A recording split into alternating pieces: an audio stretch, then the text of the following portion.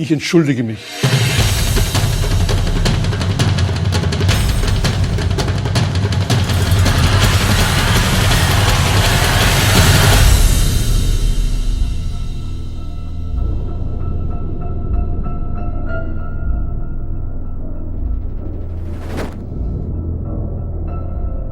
Dieselgate, the biggest scandal in the history of automobility.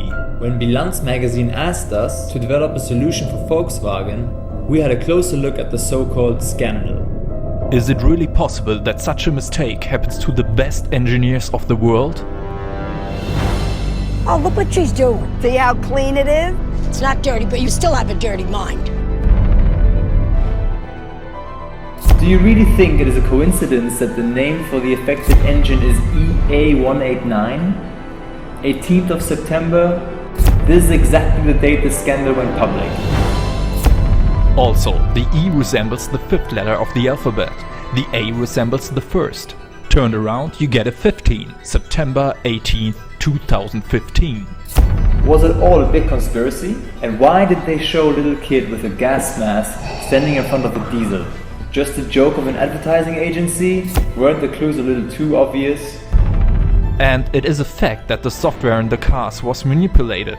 Did you know that Volkswagen tried to bribe the most famous programmer of all time? Were they afraid that he might have a closer look at the software of his very own VW? Talking about software, the software that was used for the manipulations was delivered by German company Bosch in 2007. In January of the same year, Martin Winterkorn became the CEO of Volkswagen. But did you know that he used to work for Bosch in 1981? How does this connect to Winterkorn talking to Putin, who spoke to Obama, who met the president of the EPA, who said something that was overheard by this man, who talked to Leonardo DiCaprio, who bought the Dieselgate film rights within 3 weeks after the official announcement of the EPA? And there's a sad fact that he never won an Oscar. Poor Leo.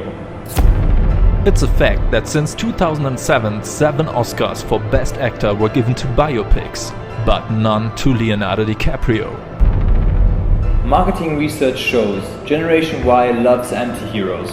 Batman, Hancock, Mad Max, Dexter, Walter White, Martin Winterkorn.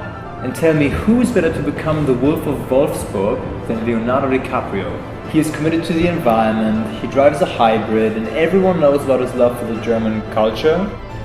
I'm talking Giselle Bündchen, Tony Gahn, Kelly Rohrbach. His girlfriends are all German. Only Tony Gahn is German. Well, at least their names are. And Giselle Bündchen already worked for Volkswagen. His mother was German, and so was his grandmother. Perfect. The target group of the millennials, or Generation Y, don't buy cars anymore. You don't reach millennials with classic advertising. You need to produce content.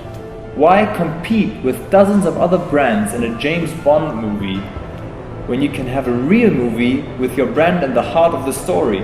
Why place a product into a story when you can make a story about the product? In fact, it is about Volkswagen winning a titanium Grand Prix Lion in Cannes. This might be the greatest advertising stunt of all time.